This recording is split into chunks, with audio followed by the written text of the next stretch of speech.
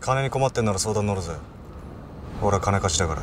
借金の返済日だ。金さえ回収できりゃ文句はねえ。俺は面倒はごめんだからな。ありのままの姿とってわいせつなんですか。エロは金になるんだよ。マジだってお前ビビんなよ。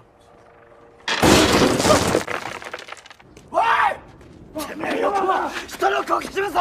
こっちはな生活にかかってんだぞ。俺だ。いや俺だ。俺ですね。いやいや俺だって。俺でしょ。